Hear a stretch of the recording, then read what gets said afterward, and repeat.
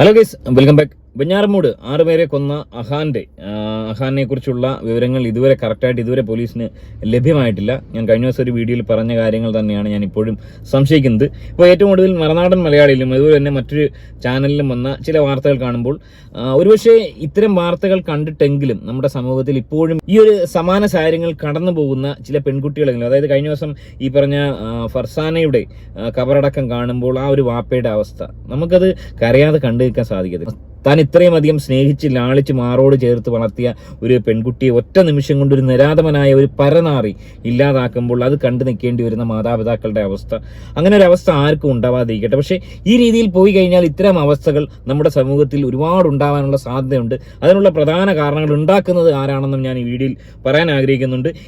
ഇവിടെ ചില സംശയങ്ങൾ ഊട്ടി ഉറപ്പിക്കുന്ന കാര്യങ്ങൾ തന്നെയാണ് വീണ്ടും കാണാൻ സാധിക്കുന്നത്. അഹാന്റെ ഒരു ക്യാരക്ടർ, അതായത് ഈ ഒരു വിഷയത്തിൽ വേറെ ഒന്നിനെയും പഴിക്കേണ്ട ആവശ്യമില്ല. ഈ ഒരു വിഷയത്തിൽ ഏറ്റവും അധികം പഴിക്കേണ്ടുന്ന രണ്ട് പ്രധാന കാര്യങ്ങൾ, ഒന്ന് ലഹരിയാണ്, മറ്റ് 2-3 കാര്യങ്ങൾ ഞാൻ ഇന്നലത്തെ ഒരു വീഡിയോയിൽ പങ്കുവച്ചിരുന്നു. അത് ശരിവെക്കുന്ന കാര്യങ്ങൾ തന്നെയാണ് പരിസരവാസികൾ അടക്കം പറയുന്നത്. ഇവിടെ അഫാന്റെ വീട്ടിൽ വരുന്ന ആളാണ്. പിന്നെ ഈ കുടുംബം എങ്ങനെയാണ്? ഒരു കുടുംബം എങ്ങനെയാന്ന് വെച്ചാൽ അവര് പാവമല്ല, അവര് ഒരു പ്രത്യേക രീതിയിൽ ജീവിക്കുന്ന ഒരു ഒതുങ്ങിയ കുടുംബമാണ്. പക്ഷെ മറ്റുള്ളതൊന്നും നമുക്ക് പുറത്ത് നിൽക്കുന്നവർക്ക് അറിയാൻ പറ്റില്ലല്ലോ. അവര് ആരോടും ആദ്യം മിണ്ടത്തില്ല, എപ്പോഴും കേട്ടടച്ച് വീട്ടിനകത്താണ് ഇരിക്കുന്നത്. എന്തെങ്കിലും ആവശ്യത്തിന് മാത്രമേ ഇറങ്ങുള്ളൂ. പിന്നെ ഞാൻ ചെല്ലും, ജോലി ചെയ്യുക, ഞാൻ വീട്ടിൽ പോവുക. പിന്നെ അവിടെ ചെന്ന് തൂത്തൊക്കെ വാറുമ്പോൾ അടുപ്പം, ആ ഒരു സ്നേഹം കൊണ്ടേ എനിക്ക് അറിയത്തുള്ളൂ. പക്ഷെ ഈ പെണ്ണ് ഞങ്ങളെ വീട്ടിന്റെ അടുത്തുള്ളതാണ്. ഇവിടെ ജോലിക്ക് ചെയ്യുന്ന ഈ ഒരു സ്ത്രീ പറയുന്നതിന്റെ അടിസ്ഥാനത്തിൽ പുറം ലോകവുമായി വലിയൊരു ബന്ധമുള്ള ആളുകളല്ല ഇവർ. അതിൽ ഏറ്റവും എടുത്തു പറയേണ്ടത് ഈ പറഞ്ഞ ആഹാൻ എന്ന് പറയുന്ന ഈ ഒരു പയ്യൻ കൂടുതൽ ടൈം വീടടച്ച് വീടിനുള്ളിലിരിക്കുന്ന ഒരു പതിവാണ്. ആരോടും അധികം സംസാരമില്ല. ഏറ്റവും അധികം ശ്രദ്ധിക്കപ്പെടേണ്ടത് ഇവിടെ ഈ ഒരുപാട് ഇൻട്രോവേർട്ടായിട്ടിരിക്കുന്ന നമ്മുടെ ഈ കാലഘട്ടത്തിലെ പയ്യന്മാരെ ഒരു തരത്തിലും നമ്മൾ കണ്ണടച്ച് വിശ്വസിക്കുക. ഇത്തരം ആളുകൾ ഏത് സമയം ഒരു സൈക്കോയായി രൂപാന്തരപ്പെട്ടേക്കാം. ഇവിടെ ഏറ്റവും വലിയൊരു പിഴവ് ഈ പറഞ്ഞ ഫർസാനെ അടക്കം ചെയ്ത്, അല്ലെങ്കിൽ ഫർസാനയുടെ കുടുംബം അടക്കം ചെയ്ത വലിയൊരു പിഴവ്, അത് തീർച്ചയായും ഞാൻ ഉൾപ്പെടെയുള്ള എല്ലാ മാതാപിതാക്കളും മനസ്സിലാക്കണം. അതായത് ഫർസാനയ്ക്ക് വളരെ വ്യക്തമായി അറിയാമായിരുന്നു ഈ ഒരു പയ്യൻ സൈക്കോ ആയിരുന്നു എന്ന്. കാരണം സൈക്കോസിന്റെ പല അവസ്ഥാന്തരങ്ങൾ ഇതിനു മുമ്പും ഈ അഹാൻ കാണിച്ചിരുന്നു. പ്രത്യക്ഷത്തിൽ കാണുന്നവർക്ക് അഹാനെ കാണുമ്പോൾ വളരെ സുന്ദരനായ സുമുഖനായ ഒരു 23-കാരനായി തോന്നുമെങ്കിലും അഹാന്റെ പ്രവൃത്തികൾ, അതായത് കഴിഞ്ഞ 4-5 വർഷമായി അഹാൻ ഈ പറഞ്ഞ റൂമിൽ അടച്ചിരിക്കുമ്പോൾ എന്ത് ആക്ടിവിറ്റീസാണ് അഹാൻ ചെയ്തുകൊണ്ടിരുന്നത്, അത് തന്നെയാണ് എൻ്റെ ഏറ്റവും ബലമായ സംശയം. ഒന്ന്, ഈ ഗെയിമിങ്ങിൽ പൈസ നഷ്ടപ്പെടാനുള്ള വലിയ സാധ്യതയുണ്ട്, ഗെയിമിന് അഡിക്റ്റായി തീരാനുള്ള വലിയ സാധ്യതയുണ്ട്.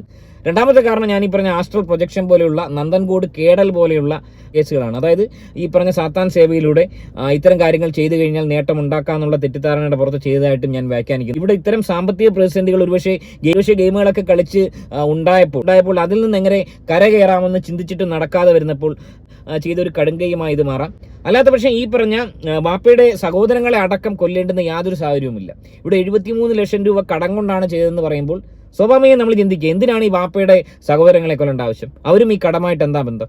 ഇവിടെ മനസ്സിലാക്കേണ്ട ഒരു കാര്യം, ഈ പറഞ്ഞ പെൺകുട്ടിയെ കൊണ്ടുവന്നിട്ട്, അതായത് പെൺകുട്ടിയെ കൊണ്ടുവന്ന് 2 ദിവസമായി, ആ 2 ദിവസമായിട്ട് ഈ പെൺകുട്ടിയുടെ വാപ്പ അദ്ദേഹം ഇതിനെപ്പറ്റി അന്വേഷിക്കുകയോ ചോദിച്ചു വരാനോ വഴക്കുണ്ടാക്കാനോ ഒന്നും നിന്നില്ല. അങ്ങനെ പോയെങ്കിൽ പൊയ്ക്കോട്ടെ, അവർ പോയി ജീവിക്കട്ടെ എന്ന രീതിയിലാണ് ആ മനുഷ്യൻ അതിനെ കരുതിയത്. എന്നിട്ട് ഇതുപോലൊരു വലിയ ദുരന്തത്തിലേക്ക് അവരുടെ മകളെ, അല്ലെങ്കിൽ ഇത്രയും ആളുകളെ തള്ളിയിട്ടത് ആർക്കാണ് സഹിക്കാൻ കഴിയുക? ഒരുപക്ഷെ ഈ ഒരു വാർത്ത കാണുമ്പോൾ പലരും ചിന്തിക്കുന്നത്, നമ്മുടെ നാട്ടിൽ എത്രയോ വാഹന അപകടങ്ങൾ ഡെയിലി നടക്കുന്നു, അല്ലെങ്കിൽ ഈ പറഞ്ഞ പലതരത്തിലുള്ള മരണങ്ങൾ കൊച്ചു മക്കളുടെ അടക്കം നടക്കുന്നു. അത്തരത്തിൽ എന്തെങ്കിലും ഒരു മരണത്തിലൂടെ ഈ അഹാൻ എന്ന് പറയുന്ന ഈ ചെറുപ്പക്കാരൻ പോയിരുന്നെങ്കിൽ ഈ ഒരു 5 പേര് രക്ഷപ്പെടുമായിരുന്നു. അതുപോലെ തന്നെ ഞാൻ ചിന്തിക്കുന്നത്, കഷായം ഗ്രീഷ്മയെ പോലുള്ള ഒരു കുട്ടിയാണ് ഈ പറഞ്ഞ അഹാനെ പ്രേമിച്ചിരുന്നെങ്കിൽ, ഒരുപക്ഷെ അങ്ങനെയെങ്കിലും ഇവനെ തീർത്തിരുന്നെങ്കിൽ ഇത്രയും ആളുകൾ രക്ഷപ്പെടുമായിരുന്നു.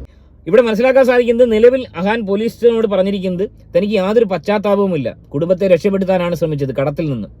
അങ്ങനെയെങ്കിൽ എന്തിനാണ് അഹാൻ ഈ പറഞ്ഞ സഹോദരങ്ങളെ അടക്കം കൊന്നത്? തൻ്റെ അനിയനെ കൊന്ന രീതി കണ്ണുപോലും ചൂടുന്നെടുത്ത് കളഞ്ഞു. താൻ ഏറ്റവും അധികം പ്രേമിച്ചെന്ന് പറഞ്ഞ് വിളിച്ചുകൊണ്ടുപോയ ഈ ഫർസാനയുടെ നെറ്റിയിലൂടെ മാംസം തുളഞ്ഞ് പുറത്തു വന്നെന്ന് പറയുന്നു. കടബാധ്യം ഉണ്ട് ആരെങ്കിലും ഇത്തരം കടങ്കൈ ചെയ്യും? കൊല്ലുകയാണെങ്കിൽ തന്നെ ഞാൻ ഇഷ്ടപ്പെടുന്ന ഒരു വ്യക്തി വേദന അറിയാതെ മരിക്കണമെന്നല്ലേ ആഗ്രഹിക്കുക? സോ 100% ഉറപ്പിച്ച് പറയാം, ഇവൻ പക്കാ സൈക്കോ ആണ്. 100% ക്രിമിനൽ മൈൻഡുള്ള ഒരു പക്കാ സൈക്കോയായി ഇവൻ മാറാൻ കാരണം ലഹരി തന്നെയാണ്. ആ ലഹരി, അതുപോലെ തന്നെ ഈ ഗെയിമിംഗ് പരിപാടികൾ, അതുപോലെ തന്നെ ഈ പറഞ്ഞ ആസ്ട്രൽ പ്രൊജക്ഷനിലേക്കൊക്കെ പോയേക്കാം. അതിനവസരം നൽകുന്ന അപരാധികളായ ഗവൺമെന്റ്. അതുപോലെ തന്നെ ഇത്തരം കേസുകൾ വരുമ്പോൾ സ്വാഭാവികമായി ഇപ്പോൾ കണ്ടുവരുന്നത് ഈ മാപ്രകളും ഗവൺമെന്റും പോലീസും ഇത് ലഹരിയുടെ തലയിൽ കൊണ്ടുവെക്കുക. അതായത് ലഹരിയാണ് ഇതിന് കാരണക്കാരെ, ആ ലഹരിയെ പഠിക്കുക. നാണമില്ലേ നിനക്കൊക്കെ? ഇത്രയധികം സംഭവങ്ങൾ ഉണ്ടായിട്ട് ഈ ലഹരി ഇല്ലാതാക്കാൻ ആരെങ്കിലും ശ്രമിച്ചിട്ടുണ്ടോ? നാളെ യുവമാരുടെയൊക്കെ വീട്ടിൽ ഇതേപോലെ ഉണ്ടായാലേ പഠിക്കത്തുള്ളൂ. നമ്മുടെ ഓരോരുത്തരുടെയും വീട്ടിൽ ഇത് ഉണ്ടായേക്കാം. കാരണം ലഹരി അത്രത്തോളം MDMA അത്രത്തോളം പെരുകയാണ്. ഈ ലഹരി എന്ന് പറയുമ്പോൾ ആൾക്കാർ വിചാരിക്കും മദ്യലഹരി, അല്ലെങ്കിൽ ഈ പറഞ്ഞ പാൻപരാക്ക്, അല്ലെങ്കിൽ ഈ പറഞ്ഞ കള്ള്, അതൊന്നും അല്ല ഈ ലഹരി എന്ന് പറയുന്നത്. അത്തരം സാധനങ്ങൾ ഉപയോഗിച്ചവരാരും ഇത്തരം പോക്കൃത്തരം കാണിക്കത്തില്ല. അതൊന്നും ആ ഒരു തലത്തിലേക്ക് ആൾക്കാരെ സൈക്കോ ആക്കുന്ന ലഹരികളല്ല. ഇത് MDMA എന്ന് പറയുന്ന ഈ ഒരു ലഹരിയാണ് സമൂഹത്തിന് ഇത്രയും അധികം ശാപം. അതുകൊണ്ടാണ് വിദേശ രാജ്യങ്ങളടക്കം, സൗദി അടക്കം, ഞാൻ നേരത്തെ പറഞ്ഞ പോലെ ഈ ഒരു സംഭവം കൊണ്ടുവന്നു കഴിഞ്ഞാൽ തലവെട്ടുന്ന നിയമമാക്കി വെച്ചത്. അത്രയും അധികം മാരകമായ ഒരു വിപത്താണ് ഈ MDMA എന്ന് പറയുന്നത്. ആ MDMA ആണ് നമ്മുടെ നാട്ടിൽ ഇത്രയും അധികം സുലഭമായിട്ട് വെഞ്ഞാറമൂട് പോലുള്ള സ്ഥലങ്ങളിൽ പോലും ഇതിന്റെ ഒരു കേന്ദ്രമായി മാറിയിരിക്കുകയാണ്. സോ അതിന് തടയിടാതെ ഇത്തരം കേസുകൾ വരുമ്പോൾ ഇത് ലഹരിയുടെ തലയിൽ കെട്ടിവെച്ച് ലഹരിയാണ് കാരണക്കാരൻ എന്ന് പറഞ്ഞിട്ട് ലഹരിയെ പഴിക്കുന്നു. ഇത്രയും ഉളുപ്പില്ലാത്ത ഈ ഒരു ഗവൺമെന്റ്, ഈ മാപ്രകൾ ലഹരിയെ ഇല്ലാതാക്കാൻ വേണ്ടി ഒരു ശ്രമം നടത്താത്തത്. ഡേ ബൈ ഡേ ഇവിടെ ലഹരി പെരുകിക്കൊണ്ടിരിക്കുമല്ലേ. 100% ഈ പറയപ്പെടുന്ന ഈ പയ്യൻ യാതൊരു വിധത്തിലുള്ള ഒരു പരിഗണനയും, ഇന്നലെ ഈ പയ്യൻ നല്ല പയ്യനാണെന്നൊക്കെ പറഞ്ഞ് പഠിപ്പിച്ച സ്കൂളിൽ അധ്യാപകരൊക്കെ പറയുന്നുണ്ട്. ഒരു തരത്തിലും ഇത്തരം ആളുകൾക്ക് യാതൊരു പരിഗണന നൽകേണ്ട ആവശ്യമില്ല. കാരണം ഇത്തരം ആളുകൾ ഇപ്പോഴും നമ്മുടെ സമൂഹത്തിലുണ്ട്. ഇവിടെ ഫർസാനെ അടക്കമുള്ള പെൺകുട്ടികൾ ചെയ്ത ഏറ്റവും വലിയ പിഴവ് താൻ സ്നേഹിക്കുന്നത് സൈക്കോ ആണെന്ന് മനസ്സിലാക്കിയിട്ട് അവന്റെ കൂടെ കൂടി അവനോടൊപ്പം താമസിക്കാൻ വേണ്ടി അവന്റെ വീട്ടിൽ പോയി എന്നുള്ളതാണ്. അത്തരം പെൺകുട്ടികൾ ഇപ്പോഴും ഉണ്ട്. ഈ കഷായം ഗ്രീഷ്മ പോലുള്ള ആളുകൾ വിരലിൽ എണ്ണാവുന്ന ആളുകളാണ് നമ്മുടെ സമൂഹത്തിലുള്ളത്. എന്തുകൊണ്ടാണ് കൂടുതൽ പെൺകുട്ടികൾ ഇതുപോലെ ആവാത്തത്? കാരണം MDMAക്ക് അടിച്ച പെൺകുട്ടികൾ ചുരുക്കമാണ്. എറണാകുളത്തും മറൈൻ ഡ്രൈവിലൊക്കെ ഉള്ള ചില ആളുകളാണ്. ഇവിടെ MDMA ഉപയോഗിക്കുന്ന ഓൾമോസ്റ്റ് എല്ലാ പുരുഷന്മാരും, എല്ലാ പയ്യന്മാരും ഈ പറഞ്ഞ സൈക്കോളായി മാറുകയാണ്. സൈക്കോൾ പെരുകിക്കൊണ്ടിരിക്കുകയാണ്.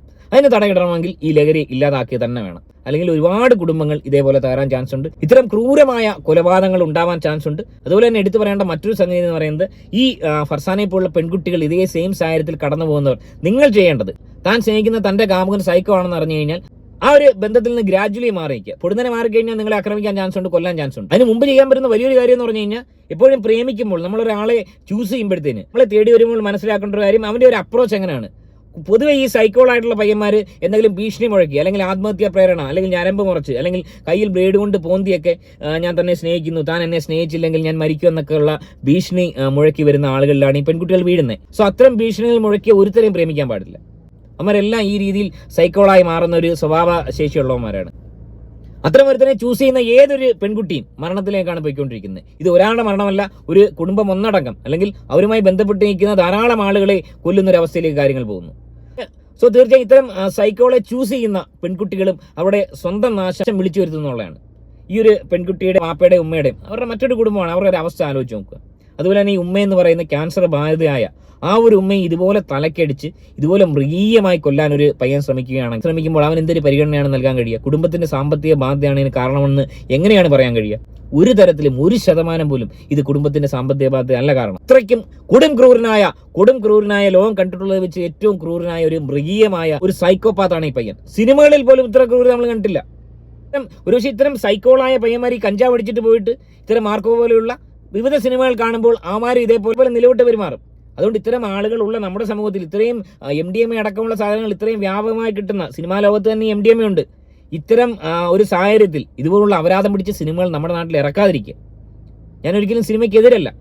വലിയ രീതിയിൽ ഇത്തരം സൈക്കോകൾക്ക് സിനിമ വലിയൊരു സ്വാധീനം ചെലുത്തുന്നുണ്ട്.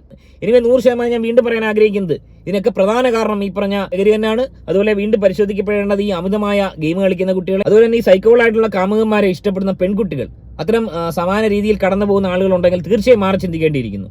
ഗ്രാജുവലി അതിൽ നിന്ന് മാറി തന്റെ കുടുംബത്തെ സേഫാക്കുക, തന്നെ സേഫാക്കുക, അതുപോലെ തന്നെ സമൂഹത്തെ സേഫാക്കാൻ നിങ്ങൾ ശ്രദ്ധിക്കുക. ഇനി ഈ വിഷയത്തിൽ നിങ്ങളുടെ അഭിപ്രായം കമന്റായി രേഖപ്പെടുത്തുക. മറ്റൊരു വീഡിയോ ആയിട്ട് കാണാം. ആദ്യമായി ചാനൽ കാണുന്നവരൊന്ന് സബ്സ്ക്രൈബ് ചെയ്ത് കാണുക. ബൈ.